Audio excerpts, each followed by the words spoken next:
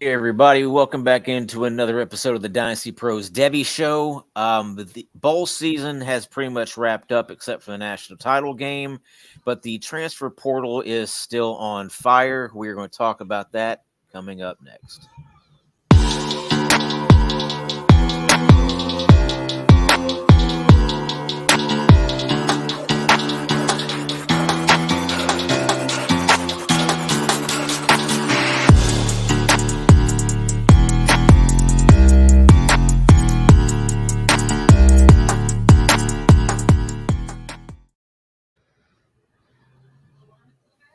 All right, everybody. I am Tommy Harvey, also known as Dynasty Pros Tom. With me, I got SC Romero at the PPR Show on X, and Andy Pham at Andy_Fam1 on X. Guys, how's it going tonight? Good. Good man. We were just talking about we're ready for January 15th to come around so these athletes can declare and we can actually do our rankings.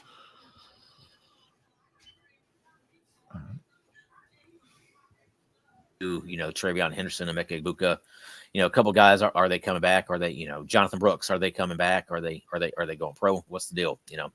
But basically tonight, what we're going to talk about is the transfer portal still going strong. Still got plenty of guys out there who have a lot of juice in them. Still have guys that big time programs are wanting. We're going to discuss some guys where they've committed lately, and also guys who are uncommitted that um, kind of list some places where we would like to see them. And then at the end of the show, we got some C2C and CFS stuff to kind of tend to. All right, kind of the first thing here. Let's go over the quarterbacks first. DJ Uyunglele announced he has committed to Florida State. I think that's a very solid option for Florida State. Kind of does what they want him to do. He's mobile. He can get outside the pocket. He's kind of a bruiser in between the tackles when he runs. Also, and I'm kind of excited to see what he does against Clemson too. To be honest with you. Yeah, I'm in that same boat. I think it's just I think this is a chance for him to just get back at Clemson, right, and be like, look, man, y'all really messed up with me. I am a talented star. This is the best landing spot for him as far as going there and just a system that seems to fit what he can do.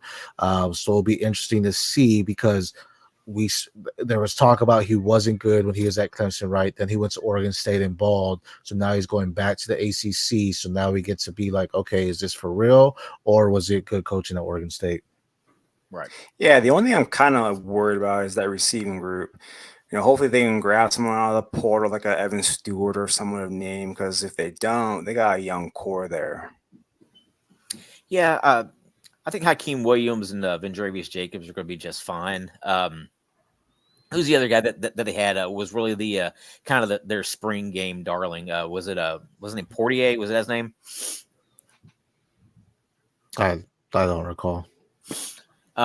But yeah, I'd like to see them grab somebody out of the portal. I mean, there's still plenty of names there in the portal. I mean, if they don't go get an Evan Stewart, guess what? There's guys like Mikey Matthews. There's Isaiah Nayor. There's Kevin Coleman who just entered the portal. Noah Rogers who just entered the portal. Elijah Surratt. A lot of people don't know that name, but we'll talk about him a little bit later on too. There's guys with a lot of talent who are still out there that I think it can make a really big difference for Florida State. Next quarterback, KJ Jefferson, committed to UCF over the weekend. I think that is a match made in heaven there with him and Gus Malzahn. I think with his ability to not only throw the ball but to run the ball. Now he's not John Reese Plumlee trying to run it, but he is very effective using his legs. He's a much better passer than John Reese Plumlee is too. So I think that's a great fit going there to Central Florida. What do you guys think, Andy? Yeah, I think with them they return a great group of receivers and running backs, so they have a system that's ready for him. And going into the Big 12, I think they got a real good shot at making some noise there next year. I think this is a good scenario for him just because he didn't necessarily impress as much as we thought. You know, I felt like a lot of people had him higher on their boards, and he kind of underperformed. So going to a team like UCF just gives him an opportunity to go out there and be the man, right? I mean, you have a school like that, a program like that, your quarterback becomes valuable. So if he can go out there and ball, this could really help him out. Yeah, if I'm not mistaken, both Kobe Hudson and Javon Baker are coming back, right? Yeah. Yeah, so that's those are two really big time weapons for him there at Central Florida. Plus, Andy would say they got a pretty big time freshman coming in too, who can make a lot of plays. Mhm. All right, next quarterback, Cam Ward, entering the NFL draft. He announced that on his Instagram. Was it yesterday or the day before, or something like that? But is that the best move for him? Should he have gone somewhere like Miami? Or is the NFL draft, basically half a dozen in one hand, six in the other? Go ahead, Dan. I'll let you go first. I think he definitely should have came back. I don't think he's very good at processing defenses. I think that's part of his struggle and why he holds on to the ball so long and why he has a lot of fumbles, a lot of interception-worthy throws. Is because he has that issue of reading defenses, not trusting his reads, and why we haven't seen him play at his best against the upper echelon, in the Pac-12. When he's facing weaker competition, yeah, he does well. I just don't see at the next level. Yeah, if this was based off the first 4 games of the season, I would have said this is a great move, because he was looking great. He was accurate. He was throwing some bombs. He was hitting his guys. And as Andy just pointed to, once he got to that tougher competition, he kind of slacked out. So, I mean, I think he's a day 3 guy, right? I don't think he's going day 2 whatsoever. So he's a day 3 guy. So going back would give him an opportunity to raise that stock in that draft class, So is this the best move for him? I mean, if you get drafted to NFL, you get drafted to NFL. So I mean, he could have had a better season though than he did this past year, where I would have been like, oh, this is great. But because he fell off, I mean, after going undefeated in the first 4 games, they lost, I'm pretty sure, every single game. So I don't see a reason why this even makes sense to him. But I mean, his dream is playing the NFL. When he gets the opportunity, he wants to do it. Well, I mean, you said day 3. That's kind of a pretty broad spectrum there, because that spans from mid-draft guy to a last 7th round pick. Where do you see him at? Is he more 4th, 5th round, or is he more 6th, 7th round undrafted free agent to you? I think he's right in that middle of 5th, 6th. I don't think he's necessarily going to be a 7th round guy. I mean, granted, a lot of guys do end up just dropping him because there's going to be a deep class in other positions. But I can see him as a 5th or 6th round pick, probably closer to like the legit middle of that. So end of 5th, early 6th for me. Yeah, I agree with that. Yeah, I mean, he has mobility. He has a big arm. If he can improve on his ability to read defenses, which going in the NFL, they're going to coach him on that. They're going to teach him how to do that. I mean, I think he has NFL ability. The combine could do well for him. We could see him just do some crazy things in the combine, and that could definitely help raise that to maybe be like a 4th round. But I mean, he would have to blow it out the water to even go anywhere near that 3rd round, I think. Yeah, see, I think with him coming out this year, it's kind of more beneficial than him coming out next year, just because people like to harp on the age thing. Mm-hmm. People want to say, well, Joe Milton's going to be 25 to start the year next year. Mm-hmm. Whereas if he had came out last year, he'd have probably still been the same type of round pick, but he would have been a year younger in an NFL system for going on a year now. So that's true. People could say, well, he should come back. If he does, well, guess he's a year older. Or they could say, well, he should come out and start learning the NFL offenses now. So, and I kind of think that he was kind of right in the middle of that range, where he's like, it doesn't hurt me to come out, because now I can start, even if I'm just on a practice squad for a year, I can start learning an NFL offense. I can start being paid for it, all that type of stuff. And honestly, it's like you said, if he shows out at the combine during his pro day, I mean, who knows? I mean, there this is such a wide range of quarterbacks in this draft that I mean, anywhere from obviously Caleb and Drake May at the beginning to guys towards the middle of the draft, like you're going to have like I said, Joe Milton, Cam Ward, you know different types of dudes there. I mean, so it's Michael Pratt even. So it's just kind of a wide range. Mhm. It really depends on what NFL teams value, I guess. I don't think he's a day one starter in the NFL, but he's Oh someone no, that no. could definitely win a competition given the right scenario, right? So he's got to go in there, earn that spot. And sometimes that makes the athlete better, right? So if he goes there with already a chip on his shoulder, like on the cutting block, he may go out there and ball and then may surprise us all. Sure. My only thing is that this year, it's safe to say the quarterback class is deeper this year than it is next year. I mean, next year, I would say it's safe to say it's a down year, or there's no one that's stepped up. So if you're Cam Ward, why are you gonna go declare when you still have eligibility? And based on where I have him, I don't have him above Caleb, not above Drake May, not above JJ McCarthy, not above Jaden Daniels, not above Penix, Pratt, not above Nix. So right there, at best, he's quarterback 8.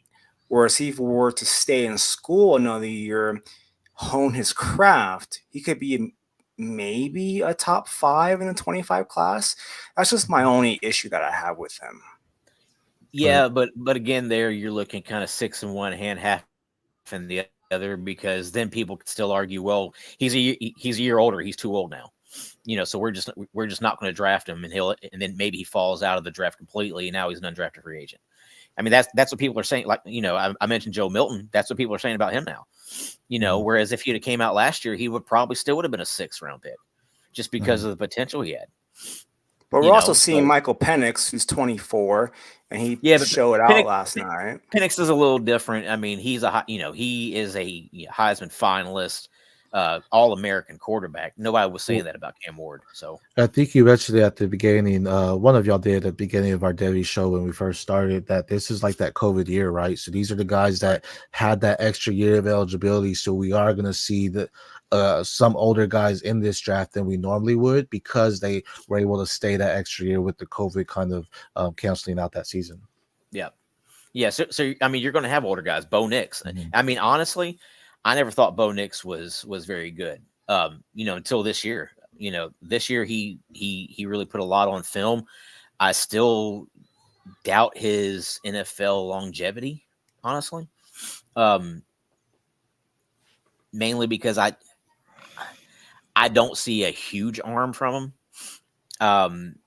And he really cut down on his running this year. Now, if he were to combine what he did throwing the ball this year on top of being able to run the ball like he did last year, maybe, and maybe he does, and maybe he does when he gets to the NFL. But I don't see him as a day one starter either. Knicks, the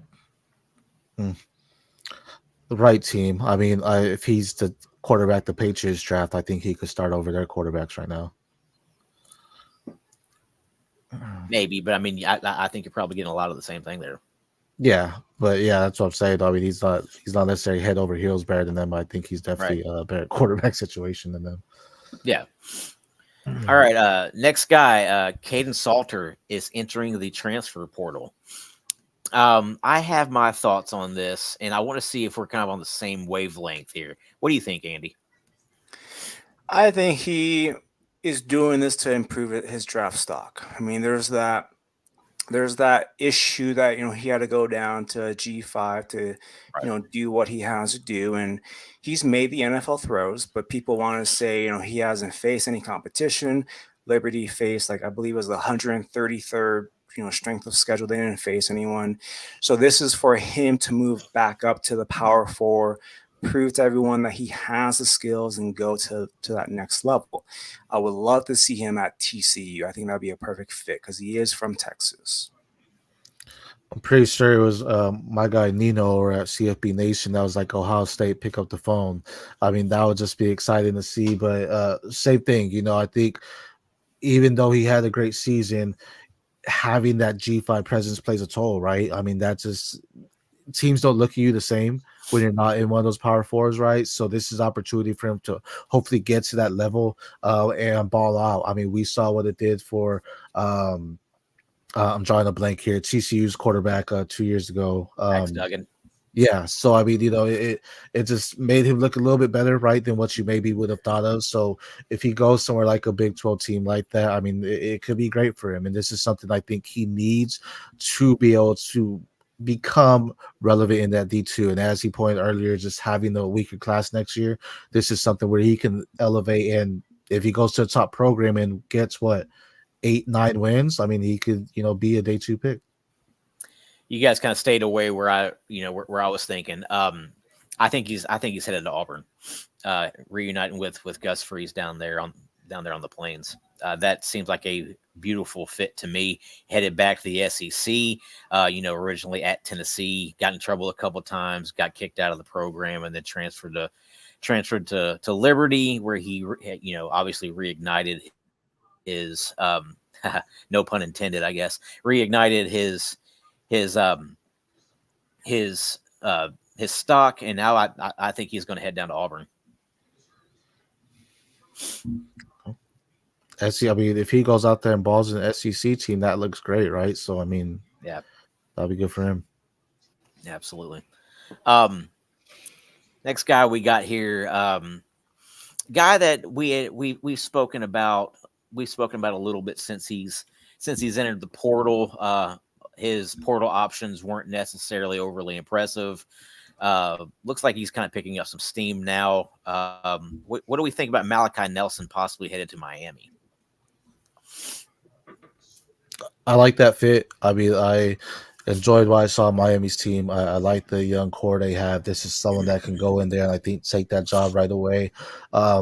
I think USC dropped the ball, going after Will Howard. I would have loved to see Malachi Nelson in that system more so than Will Howard, assuming he does go there, and we'll talk about him in a little bit. But I think this is a great fit for him if he does end up going there, because I think this is an opportunity for him to really showcase what it is. Miami's one of those teams where, since those early 2000s, they kind of been like, oh, we're mediocre kind of. And now we're starting to see some traction of them, rebuilding this team and really building this program to actually have some momentum. And having a star like Malcolm Nelson, who right now is arguably a QB1 of that class, go there could definitely do something for that whole organization. Yeah, I love the fit. JoJo Trader, and then you have Nikar. Those two guys, incoming freshmen, a young core, young nucleus, grow together, learn together. I would love it. Here's another question, though, for you. If Malachi Nelson does transfer down to Miami, what happens with like Emory Williams? Does he hit the portal and go somewhere else? I think he would stay just to compete, because he's been in that system and he looked good in the spring game. He was given a chance to start. So I think he would try to stay and stick it out and see what happens. Yeah, I mean, at that point, he might need to, depending on when Malachi actually officially declares for a team or commits to a team. Competition's good. And if he goes in there and beats him out, I mean, if Emory Williams beats him out, it shows more on Malachi Nelson than it does on him. Right, where I mean, I guess if Malachi beats him out, it's kind of, oh, we expect this, right? So if he goes out there and loses to Emory, though, then we as fans start to be like, okay, we need to start questioning what's going on with Malachi Nelson, because why do we have him as a QB1, but he can't even stay at USC, a top program, and he can't even win the job at Miami either. Yeah, well, I think wherever, especially in today's college football, I think wherever he goes, the quarterbacks there are going to kind of see the writing on the wall and realize he's being brought in to be the starter. Mm-hmm. Now, obviously, at Oregon, it was a little bit of a different situation because Dante Moore committed to Oregon after Dylan Gabriel did. So he knew going in he was not going to be the starter going up to Oregon. But with Malachi Nelson, I think that's why he's leaving USC, right? He got he was put off by them trying to bring in another quarterback out of the portal, and he wants to go somewhere where he's going to play. I think it goes to show something on Dan Lenning's just recruitment talk when he's talking to Moore. The fact that Moore decommitted but then came back, it just shows I really, for me, it shows Dante Moore really enjoyed the initial visit. At that time they're like, yo, Bo Nix is still our guy, and he said, well, I'm gonna try to go play somewhere else. Didn't work out, but he's like, I really love that system in Oregon. I'll go back even if I have to sit and learn. Yeah. Speaking of Oregon, I'm actually really interested to see where somebody like Ty Thompson ends up. I think he has a lot of ability, he has good size. I just think he needs the right opportunities. They gotta hit a wide receiver too. I feel like they are gonna get one wide receiver in the portal. Yeah, we'll talk on that here in a little bit. Will Howard, we just kind of mentioned him. It really appeared, as of last week, even the week before, that he was headed to USC, but now all of a sudden, Ohio State's jumped into the mix. Ohio State really needs a quarterback out of the portal. Is Will Howard the guy there, or do you think he still ends up at USC? And if he does end up at USC, what does Ohio State do? Go ahead, Andy. I'll let you take this. I think Ohio State's just got to give him a blank check. I mean, we saw what happened. It wasn't great. Devin Brown, yeah, he got hurt, but in his opportunities, what we've seen, he hasn't been able to be the guy. And with Ryan Day, he wants a guy to do a 3 or a 5-step drop and then get the ball out, get in rhythm, get it to the playmakers, get it to the wide receivers. Obviously, Devin Brown wasn't the guy, or else he would have won the starting job this year. And so I think it's Will Howard or bust. That's really my take on it for Ohio State. Yeah, for me, I mean, this is the crazy thing that we're going to start talking about college football. Like, I feel the money, he must want more than they want to give, right? Because to me, we saw Caleb Williams is still the 101, right? But we saw what USC did with the caliber like Caleb Williams, and I don't think Will Howard is in that tier.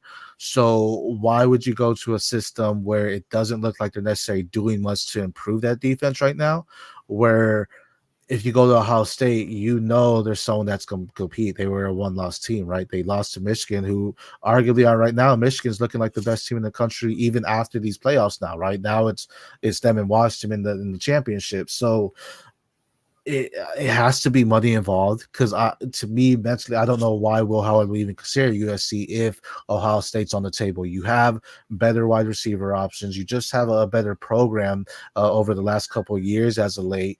This is an option that it can elevate you in your draft stock come next year if you go out there and actually utilize these weapons. He didn't look bad, right, when he played this past season. So now the fact that it's still in question, I think there's NIL money involved. That's like, well, USC's offering me this, well, they are offering, and they're saying we're not necessarily pulling on all that. Yeah.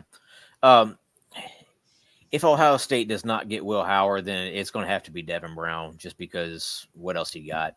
Keenholz isn't ready. Aaron Nolan's not going to be ready when he steps on campus. It's got to be Devin Brown, and if Devin Brown doesn't win that job, I mean, it may be time for him to transfer back home to Utah. Yeah, could be. I mean, I would love to see Aaron Nolan go out there and win that job, though. That'd be great. Kind of our last quarterback I'm wanting to kind of throw out there. Jordan Maiava is transferring from UNLV. He actually put up a really good year there. Big 6'4" guy, really good arm. I'd be interested to see where he thinks he can get to. Is he a Power 5 quarterback, or does he kind of make another kind of lateral type of move and go G5 again? I think G5. I mean, I don't necessarily. off the top, I can't think of necessarily other options that might go after him. So I think it's just, he had fun at UNLV and he wants to just try to go elsewhere just to try to do what he can. But I don't necessarily see him going to one of your power fours. I think someone like Western Kentucky, UTSA, just like a fun offense like that would fit. But if he thinks he can go up to the Power Four, good luck. I mean, Sure. could be well Ohio State's like, I guess that's our only option, right? So he could just hit the jackpot. You never know. Well, you mentioned Western Kentucky. I've got a guy that I'll mention here a little bit later on whenever we get down to the end of the show. But I think Western Kentucky has a star quarterback in the making there. So we'll get to him here in a little bit. As for the running backs, now we're going to move on here. Tyree Walker committed to Wisconsin from Oklahoma. I don't know if this does anything for you guys or not. Obviously, Wisconsin kind of in flux now with Braylon Allen leaving. Does Tyree Walker really do anything for you guys there? It doesn't move my needle to be like, oh, I need to watch him now. But I mean, I think it's something exciting for him because this is a good opportunity for him. It's an open room, yeah. I mean, it's him, Ches Malusi. I think they got Dylan Jones that they got in the recruiting cycle, I believe. He's someone that's pretty good, but I don't think they'll give him a majority of carries as a true freshman. So basically, we're looking at Malusi and Walker as sharing that backfield in. Mhm. That's rough, man. Gosh. Wait. Don't that one guy that got hurt when he was sharing carries with Braylon Allen when he got It was hurt. Malusi. It was Yeah, Malusi. Malusi. Oh, okay, yeah. So It's scary, but hey, Um, Wisconsin produces some running backs. So I mean, again, this is exciting for him if he can go out there and look good. I mean, this, we maybe see something we haven't seen before. Yeah, we'll see. Now we were talking about Florida State earlier, grabbing DJU. There's a running back out there that has Florida State in his final three, and he was super productive this year at Toledo, and that is Penny Boone. I don't see him going to Louisville because they've picked up a couple portal running backs already. Kentucky picked up a portal running back, so I don't see that happening because they picked up Chip Trainum. I could easily see him going to Florida State and being their main running back next year. Florida State would be nice, but I mean, Kentucky, it kind of reminds me of a Ray Davis, what Ray Davis did last year. He's just a type of physical runner that gets up the middle. I didn't see a lot of his outside movement or the speed, but he's strong for it. So FSU, if that's the landing spot to make a start, but I mean, with what Kentucky did with Ray Davis, I think that's something that we could possibly see. Yeah, but with Chip Trainum going there, I mean, that's kind of why Trainum left Ohio State to go there. Mm-hmm. I think it's interesting. I mean, for me, it's more of a wait and see. So. I think he has. I think he has good. I think he definitely has at least good CFF capabilities there. I mean, he was one of the top 5 rushers in the country this year. So, I mean, granted, it was at a lower level, but I mean, Florida State in that ACC, the ACC is fairly weak itself. So, going if he were to go there, I think he could eat pretty well. A couple guys here that I just want to throw out just as where are they going to end up? Jaquindon Jackson out of Utah, George Pettaway out of North Carolina, and Dante Dowdle out of Oregon. Where do you see these three headed to? Dowdle has been linked to Mississippi State, but that hasn't happened yet. So, and I would have to say that hasn't happened for a reason. Is it an NIL issue? Is he just not enthralled with what Mississippi State really has to offer, so he's still kind of hanging out there? What's going on with those three?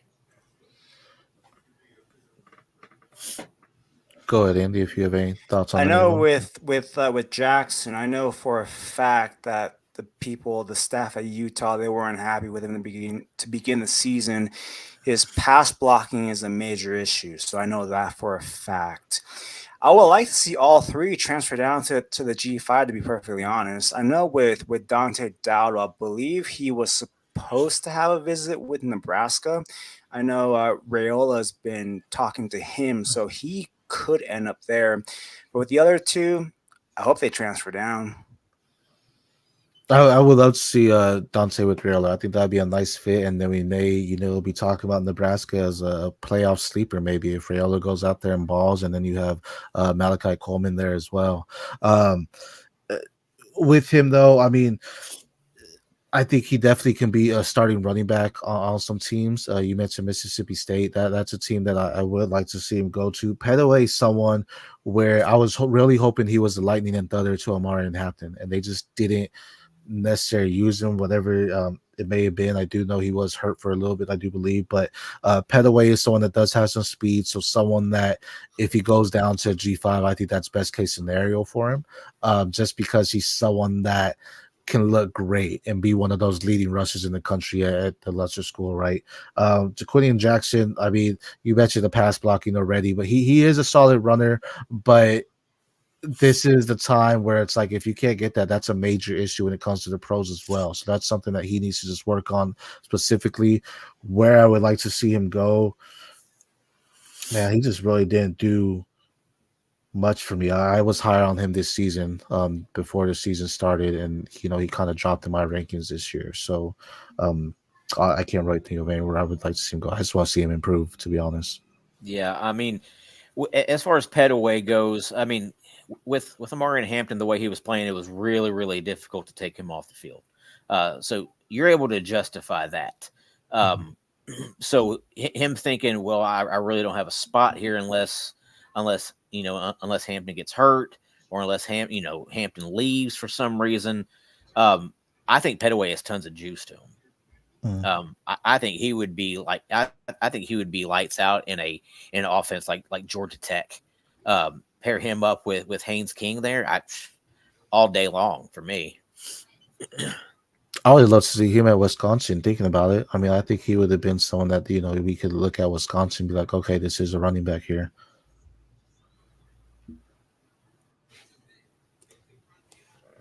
You know what? Actually, there's another place I would kind of like for him too, especially with Jalen Lucas hitting the transfer portal. Indiana's put up a pretty big portal season this year. So if they were to add somebody like a George Petaway, I think that could be really, really solid for them. Now we're going to move on to the wide receivers. We have over the last week, we've had kind of a big time commitment. Jeremiah Hunter left Cal and is headed to Washington. He seems like a kind of a prototypical Washington type of wide receiver. I mean, he's not Rome Odunze, but I mean, he could be like a Jalen Polk type, right? I absolutely love this move. I've seen him live. He at times has been the best player for Cal on offense. He is slippery as a receiver. He's a pretty decent route runner. He has a real good get off, and he's someone that I think is going to excel at Washington next year. Yeah, I love this move. This gives Austin Mack a weapon, right? I think this is a great move for him, especially seeing what they did with 3 wide receivers. I think he saw that and he was like, I want to stay on the West Coast, and this is a great fit for me. Yeah. I mean, Will Rogers transferred into Washington. So, I mean, especially if somebody like Jalen Polk or Jalen McMillan come back for another season, you're looking at having, either one of those guys or both of those guys to pair along with Hunter and also Jeremy Bernard. I mean, lights out, dude. I mean, they could possibly win the Big Ten with that. Completely forgot Rogers went there, but that's even better. Yeah. Now, speaking of a Big Ten wide receiver here, Noah Rogers entered the portal from Ohio State. He's being linked to NC State right now, which I think would be a tremendous move for him. Pair him with Kevin Concepcion, and especially with Grayson McCall transferring there in the offseason. NC State could be building quite the offense here. Well, what do you think this does if he goes to NC State to Kevin Concepcion, Andy? I think that'll actually help KC because teams won't be able to bracket coverage to KC in the slot or out wide, and this will actually free him up. And I actually love it if if NC State can get another weapon for KC to work with instead of being just a sole weapon because they lost a lot of guys. Yeah, they brought a lot of guys in, but that receiving group could use an extra boost. So I wouldn't mind that. Yeah, I mean, it's sad when you see guys from OSU go, but I mean I think this is a good move for him because the depth is there and what they already got Jeremiah Smith coming in. I mean he just realized I'm just getting pushed down the funnel. I'm not necessarily getting moved up, so this is a smart move for him. NC State would be a great one. I think he saw what they did with the true freshman right in KC, so now he's like, okay, this is a team that isn't afraid to necessarily get those freshmen on the field. Not these are freshmen anymore, but this is an opportunity for me to go out there and grow. I'm gonna throw out Oregon. I would love to see that there. If he was able to get transferred there, because I did like him on tape with Brandon Ennis, and Carnell Tate. I did enjoy them better, but Noah Rogers was a great wide receiver as well. And to know he went there and got some coaching from your OSU wide receiver coaches in Heartline, this would be just a great fit if Oregon was to get someone like him. Yeah, and what's the deal with like Kyon Gray's not leaving Ohio State yet? I mean, he's been buried on the depth chart there for 2 years now. He's getting constantly recruited over. He's never going to see the field there. What's it going to take for that guy to transfer out and go look for a different type of opportunity? Because he has talent. He's just never going to get on the field there. So some people just like to use the name brand, right? So just that he went to Ohio State, he's hoping he can get that one time to shine and then be like, oh, he's Ohio State receiver. But it's gonna have to be, if he sees Noah Rogers go and get some kind of NIL money, I mean that may be where he's like, well, I'm trying to get that, and it's like, you got to earn it though, bro. Yeah, I think he needs to get on the field somewhere. I mean, he's got talent. I don't care if he transfers to Ohio. Just go somewhere where you're going to get the ball. Right. I mean, we saw what happened to Sam Wiglusz. I mean, he was at Ohio State, was constantly recruited over, transferred down to Ohio, and then all of a sudden he was their best receiver for 2 years. So it's like, something. I think something's got to give there. I'm all for guys wanting to stay where they're comfortable, but at the same time, you got to go where you're going to get playing time. Agreed. Kevin Coleman has entered the portal for the second time in 2 years now. He was originally at Jackson State, left whenever Prime went to Colorado. And then Coleman went to Louisville. Now he's back in the portal, looking to leave Louisville. What do you guys think about this situation, Andy? Go back down to the G5 with your friends. I mean, makes sense. This is interesting. I mean, I know they already got a wide receiver in the portal, Colorado, but maybe he has some ties now with Sanders, Coach Prime there, and this could be an opportunity where he's like, hey, I want to go there. I believe I saw a quote, and don't quote me exactly on it, but Coach Prime said, if I can get guys out of the portal that have experience, I'd rather that. And he's like, that's not a knock on the freshmen by any means, but I'm trying to get guys that are ready to go in there and just play where we don't necessarily need to coach them ready to this next level. So this could be an opportunity for him to go and play with that coach that originally recruited him there. It would be nice to see that reunion. You like seeing that because it just shows some commitment that some of these players had to try to get with that coach that they originally did get recruited by. I actually think it kind of told a lot about him last year whenever Prime didn't bring him to Colorado with him. That's what I was. That's what I was going to ask. Like, why didn't he go the first time? I mean, to me there's got to be something about this guy to where he's looking to transfer again. He spends a year at Jackson State. Now he spent a year at Louisville. And now he's looking to move on again. I mean, some guys just are never happy with where they're at, and I mean, and he had a productive season for Louisville, and it's not, and Louisville was a solid team. I mean, this is, the what a time to be alive moment where this is what the transfer portal does, right? If you're not getting what you want, it's like, all right, well, I'm just going to leave then. So it's a wild thing to think about that these college athletes now are being able to jump ship really when they please, it seems like. Yeah, I mean, I just don't see a spot for him in a in a in a P4 conference, now just because I mean he's played for Louisville, but I mean Louisville's good, but they're not the be all end all program. So where's he going to go? Low power 4 now, or is he going to go back to G5? You know, I I don't know. He has talent, he has potential, but I mean he is kind of on the slider side. What 5'10", about 160, 165, 170 pounds. So he's not a big guy to begin with. But he's got good speed. I will say when I first read our show sheet and saw Kevin Coleman, I read Keon Coleman, and I was about to make a tweet like, "Oh snap, he entered the portal, not the draft." But luckily, I reread it. I was like, "Wait, it's Kevin Coleman, not Keon." That's a good idea. Double checking that. Another guy entering the portal, mainly because he's been buried on that depth chart there at Alabama. Barely seen the field, if at all. Shaz Preston. He was one of those highly touted guys in the 2022 class. Just never panned out there at Alabama. Do you guys see any hope for this guy to kind of reinvigorate his Devy potential, or is this just kind of a he may find CFF success somewhere, but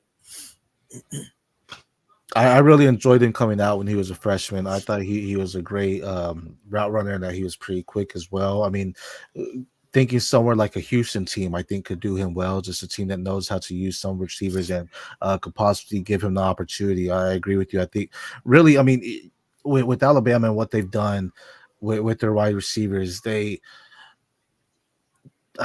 getting so much talent, but they're not using these guys. And Stas Preston is one of those where it's like, man, he looked really good when he came in as a freshman, and then you just didn't see it happen. And I don't necessarily know if that's a knock on his talent. I mean, of course, it is to some extent. The coaches aren't getting him on the field, but I think like a team like Houston would be a great fit for him because I do think he has some potential. But like you were saying earlier, he just needs to get on the field to show it, and it may be a step down. Well, you can argue anywhere is a step down from Alabama. So regardless, I think he could be a true wide receiver 1 for a quarterback. Now, if it's C2C or CFF, I think he might be more of a CFF just because it's later in the game for him. But time will tell. If he goes out there and just looks phenomenal, then we start to question why was he never on the field for Alabama? Well, Alabama gets a lot of commits, so I mean it's hard to make your name there. So yeah, I'm kind of getting JoJo Earl vibes from him. Is he really that good, or was he just kind of one of those overhyped Alabama recruits that goes somewhere else and then does nothing? It's fair. All right, our next guy here, Isaiah Nayor, former Wyoming wide receiver, transferred to Texas. Now he's in the portal again. Looks like he's going to be visiting Nebraska. I think that could be a solid spot for him. I don't think he was ever really going to do a whole lot for Texas. Especially moving forward after he got prior to him getting hurt and tearing his ACL, maybe, but now that Texas has kind of recruited over that, and now bringing in Matthew Golden, Nayor to Nebraska is probably a fairly decent CFF spot for him. It is. I mean that's cool for him, but it's about to be the Malachi Coleman soul there, so that's fair. I mean, there's vacated targets, he could eat some of that. Next we got Evan Stewart. Now he's being linked to several different schools here. It's being said that Texas and Alabama are out of it, that he really doesn't have much interest in going there. Whether it's teams like Florida State, Tennessee, Oregon, and even USC have been linked to him here in the recent week. Where do you guys see him going? Now, I preface this just because I would love to see him here at Tennessee. I know growing up, he was a Tennessee fan originally from Memphis. He had family. His family went to UT, so I think that there's an obvious connection there. But I think Oregon, honestly, maybe the best spot. Oregon or Florida State. Yeah, man, go Ducks. I would love to see him in Oregon. I think that you pair him up there with Gabriel. I think this would just be a great match made in heaven for him, especially with that type of offense that Oregon runs. This can really unlock what Evan Stewart can be and just make him just this monster that we didn't necessarily get to see as much as we would like to at A&M, just with whatever happened out there. So I think this is an awesome opportunity for him, especially going to a team that's going to that Big Ten now. This is something that Oregon gets their wide receiver one. This could just be something too. He may be waiting to see if Will Howard goes to USC, right? If he does, that could be like, okay, maybe they're chatting and it's like let's go out there and ball out as well. USC, I mean, they just really hurt, I feel, this season by not doing what everyone thought they would with Caleb. And again, it's on that defense, it's not the offense, but I really think that hurt them, and I think that hurt their chances for Evan Stewart. Yeah. See, the reason why I say Florida State and Oregon are the best locations for them is it's kind of a stacked younger wide receiver room at USC, and then at Tennessee, there's only so many mouths to feed. They brought in Chris Brazzell from Tulane, who's a big time transfer get. Brew McCoy announced he's coming back today for another season. Then bringing back Dante Thornton, Squirrel White, Chaz Nimrod, Caleb Webb, Nathan Leacock. So that right there is a loaded wide receiver room too. So I mean, there's only so many mouths that you're able to feed. That's why I kind of say Oregon, just because he would go there, be the main guy. Florida State, he would go there, be the main guy. A team that hasn't been mentioned that I hope makes a play for him is LSU.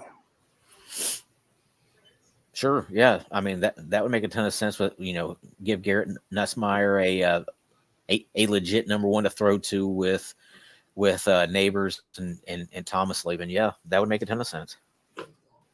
That'd be, I mean, LSU would go crazy. They'd be going wild out in Baton Rouge. And I mean, staying in the SEC, he knows, that's arguably the conference that you get the most love in from your NFL scouts, so that makes some sense. Yeah. Next guy, LeJontay Wester, possibly the second best wide receiver left on the board behind Evan Stewart. Florida Atlantic guy. Does he stay kind of in state, or does he move on somewhere else? What do you guys think, Andy? As someone who has 100% rostership in C2C leagues, I hope he withdraws and returns where he is force-fed targets. So I don't know. I don't know. Do you see this as a play to? I mean, is it a play for NIL, or is it a play to kind of boost his draft stock? Does he have? I think he thinks he has NFL, aspirations, but he was schemed up. He was the guy there, and he was living life great. Is he someone that can win at the Power 4 level if you line him up in the slot? I don't know. I don't know. It's hard because when you watch him play, they schemed it up for him. So everything was in space. It was perfect for him for that competition. But if you ask him to do that in the SEC or the Big 12, even the ACC, I just don't see it. But I love him as a player, though. Yeah, I mean, it would almost have to be like a perfect situation for him to go P4. Have like a big time target on the outside so he could dominate that slot spot. I'm a lot like you. I just don't see it. I don't know where there's a whole lot of perfect locations out there for him. Yeah, I mean, I think this is just a move for him to move up and possibly stay in state. You think about your schools like your Florida or FSU or Miami, just a school that he may say, okay, look, I showed what I can do. Now I just need to get on the national television, right? So if he does withdraw, I think that's better for him. But I think this is a move to, try to get recognized now. Yeah, I mean, sure, Florida State could be a decent spot. I mean, DJ Uiagalelei has shown a good propensity to go to those smaller type of wide receivers. I mean, he did really well at Oregon State with those guys. Right. I think it was in the middle of the season. He had, because I actually looked it up, he had a 47% target share. Don't leave that. Yeah, yeah, I agree. That's like kind of where grass isn't always greener on the other side type of situations. But if he goes somewhere and gets, let's say, 22% target share, but it's Florida or FSU or just a Power 4 school, and he does make something out of that, I mean, that's still in a sense better than having that. Granted, he's getting the volume at FAU, but I mean, from a prospect look, I mean, that's going to look better still going there and getting less target share, but yet you're still going out there and making the catches. I mean, that's something that could benefit. There's an argument that could have been made if he stayed and did the same thing next year, that he could have been a Malachi Corley type, where he is someone that is just so great at the lower level competition, and if he tests well, could surprise into being a late day 2, early day 3. But if you end up gambling now and you crap out, you're done. That's a good location you just mentioned for him. Western Kentucky. They're losing Malachi Corley. Could that be somewhere where he's looking at possibly? I mean, kind of a higher profile, more of a higher profile program there at Western Kentucky. And they're just going to sling the ball all over the place. That could work. Yeah. Next guy is Elijah Surratt. Big time wide receiver for James Madison. Had a huge season for them. He entered the portal. Looks like South Carolina may have inroads with him. I think that would be just a dynamite pickup for them. I think he's extremely versatile. What do you guys think? They're SC? Yeah, I mean, they're losing Leggett, right? Isn't he declares? So I mean, you get someone like that to go in there, just someone that can then help elevate the game even further. I know for a fact Utah has offered him. Utah has reached out, and they have made him a pretty good offer. So I know that for a fact, but it'll be up to him on what he decides to do. Well, you just kind of segued there for me there. Where do you think Mikey Matthews is going? I know he believes in his talent, and he left Utah because he wants to be showcased. I know for a fact with Utah, they offered him a good NIL package, and he turned it down because he wants to go somewhere where he will be profiled. There's been no word about him, so that's going to be a question mark.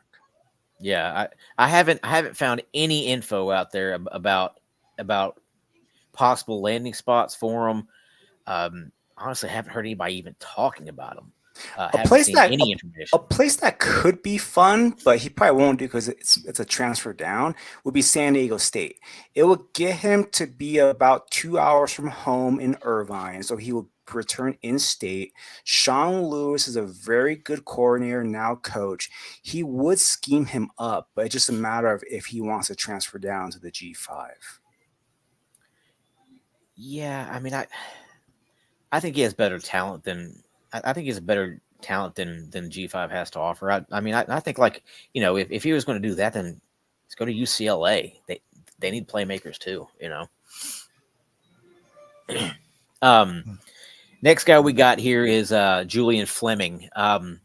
Really, I mean, he was looking like a lean to Nebraska a couple weeks ago. Now it's looking like he's heavily interested in Penn State.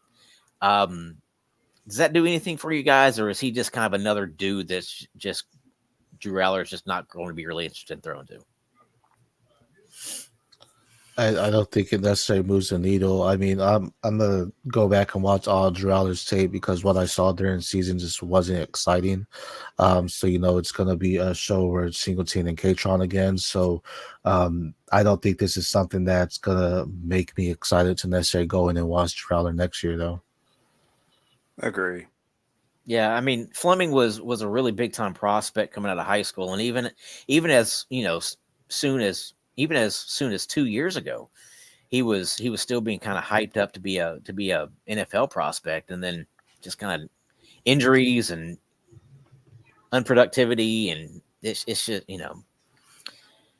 Now, granted, take this year with a grain of salt. I don't think anybody outside of Marvin Harrison Jr. did a whole lot in that wide receiving room for Ohio State, but that I think that was mainly a Kyle McCord issue.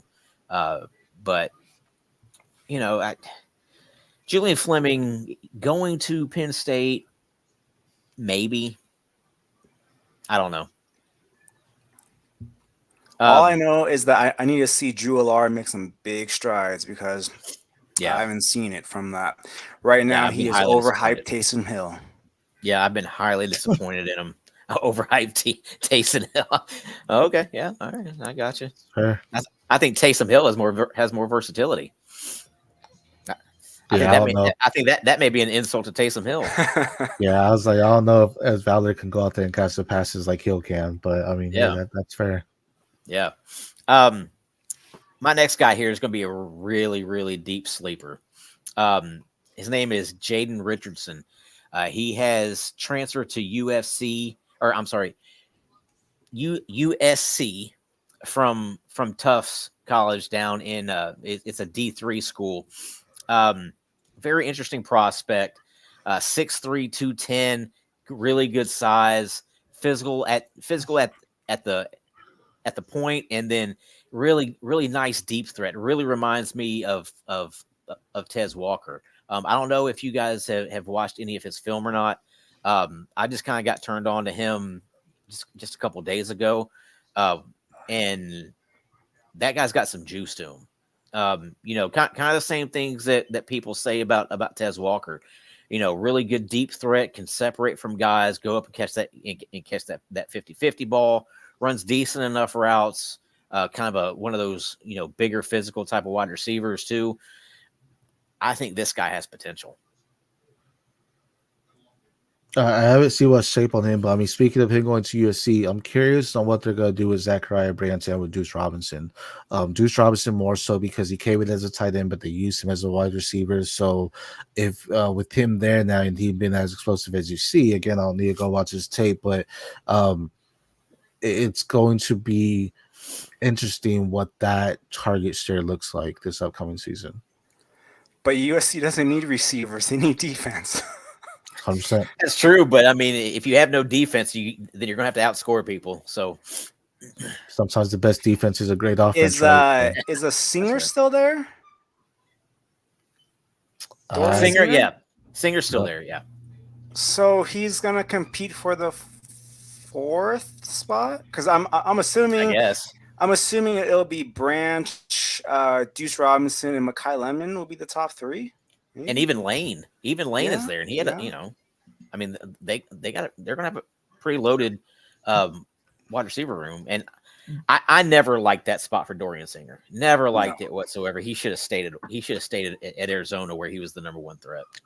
But in fairness for this Richardson kid, I mean, if you're at a D3 and USC comes to you, I mean, you take that, right? Oh yeah, he was getting big time offers like Washington wanted him too. Sometimes you miss. Yeah, I mean he chose USC over Washington. Moving on to tight end here, the only one really worth talking about. Brock Bowers declared for the NFL draft today. We all knew that was coming, but that is obviously relevant news. He will be entering the NFL next year, so if you have him on your Devy rosters, he'll be good to go next season for you. I don't think there's really anything else to say about the tight ends. I mean, Oscar Dope, I guess, takes over there for Georgia now.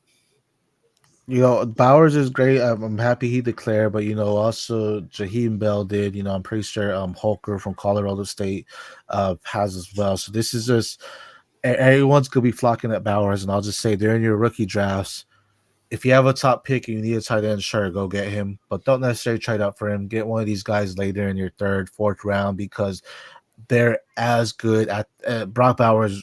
You could say is a unicorn, but when it comes to NFL, some of these guys have that full around talent where they can block as well. Which, when it comes to the tight end spot, you just need to get on the field to showcase your talent, right? So there's some guys deeper in there. Don't go crazy over Bowers, and don't try to trade everything you got just to go draft him. Yeah, I'm kind of interested in Holker. Yeah, especially with the success Trey McBride has had. I don't think he's as good as McBride, but I think he can. I mean, I think he could be fairly decent in the NFL. Him and Bell, man, those are my guys. I'm getting in the third, fourth round because I think those are gonna be some great tight ends at that next Yeah, level. Bell has a lot of versatility too. That kind of that H back role. You can split him out at tight end. You can put him at fullback. He can do a lot of different things for you. Right. Um, Now, here's kind of the questions I have for you guys, kind of to close out the show. After the bowl season, who excites you for next season in terms of C2C and CFF? For me, I've got a couple guys here. Dylan Sampson, for obvious reasons. I'm a huge Tennessee fan. I really want to see what he does, along with Cam Seldon. Garrett Nussmeier at LSU. Really want to see if that guy's legit. Kyron Jones at Virginia Tech in terms of CFF. He may not throw the ball a ton, but he runs the ball a lot. He's he's probably gonna be a pretty decent option there for kind of a sleeper quarterback for you. And my sleeper for next season in terms of C2C and CFF. And he's a very legitimate C2C guy just because he has years of eligibility left. Caden Veltkamp kind of mentioned the budgeting star at Western Kentucky earlier at quarterback. I think Caden Veltkamp is that next guy that in that kind of line that Western Kentucky has had of really productive quarterbacks. What do you think there, Andy? Yeah, I mean, I think those are all good sleeper options right there for next year. And this is the perfect time to, get into sleepers and, who we're excited about because, with the draft class leaving, a lot of times there could be a little lull in that. So I think it's a great time to talk about some sleepers. For me, my QB1 for the 25 class has been Garrett Nussmeier since last May. So I was glad he didn't shit the bed the other day. So I was glad on that. Right. So he's my QB1 for the 25 class. I guess you could call him a Devy sleeper. Will be Jalen Royals, wide receiver, Utah State. He's returning for his senior year. Had 15 touchdowns, over 1,000 receiving yards. And then for the running back position, I'm going to go Abu Sama the third for Iowa State. He kind of flashed late in the season. Cartavius Norton transferred out, so that is Abu Sama's room to take next year. Obvious reasons, Jerry on Dickey. I definitely want to see him make that next step in the Oregon offense. I just think he's a great athlete. He's someone that could be argued as your wide receiver one in that 26 class. I want to see what Jamal Haynes does at a Georgia Tech. That was a good running back that I saw, and he's going back for this 24 season. So something I'm really excited to see what he can do as well. Also want to see, one of my I've been on him for the past couple of years, and he said he's coming back again. Is wide receiver Ollie Jennings at Virginia Tech. He had a great first game against his former team, Old Dominion. Got hurt, was out for the season. So he's just someone that, man, I'm gonna keep hyping him up until we see him in that draft because I think this could have, if he was playing all season, he would have entered the draft, but because he didn't, he's going out there again. And then something, I don't really know what to do with this guy, but Michigan quarterback Alex Orji, just see what he could do. I really loved him on tape, and he hasn't gotten that shot yet. So, I mean, who's to tell? Well, we'll see what happens, but I think that would be an exciting prospect just to keep an eye on. Yeah. Couple kind of Devy guys that are coming back next season that probably aren't on a whole lot of Devy rosters unless you just have a really really deep Devy roster. Trey Harris at Ole Miss is coming back, and Brew McCoy coming back for Tennessee. Both of those guys can do everything out there you want a wide receiver to do. They both block really well because they're both really big and physical. They both can get downfield because they got good speed. They both can go up and catch the 50-50 ball. And they're both probably going to be the number one receivers on really productive college football teams. So I think, you look at kind of size speed combo there with those two. Now, obviously McCoy's coming back off that broken ankle.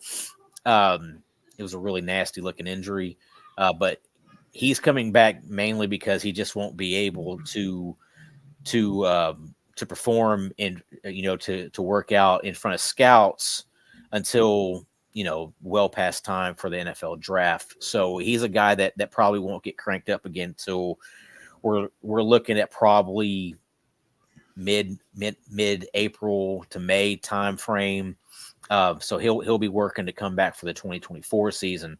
I think both of those guys have a ton of ability. I think both of those guys have a lot of what the NFL looks for too. Jaden Rosado too, throw him out for Arizona State. That's a quarterback that's probably not on your Devy rosters, but I'd go get him. And honestly, I wouldn't be surprised if after next season he enters that transfer portal as well. What quarterback just transferred to Arizona State? Because they just picked one up, didn't they?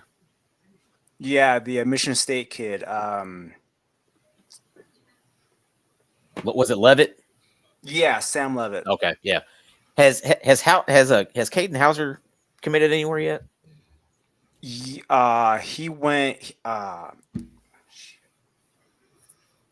think he transferred down.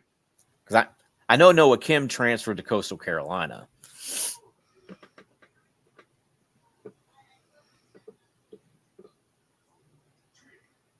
I'm trying to look it up.